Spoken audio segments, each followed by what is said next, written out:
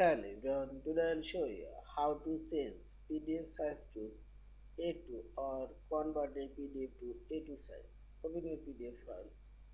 Now select Organize option and select here a size option and this page size box. Click here and here you will find this A2 size option.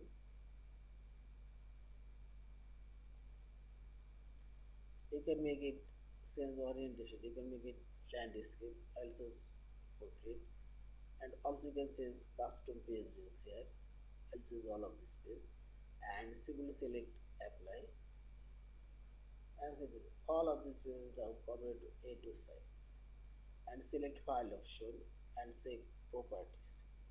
This page size A2, yeah, and finally select file option, save or save as a PDF file.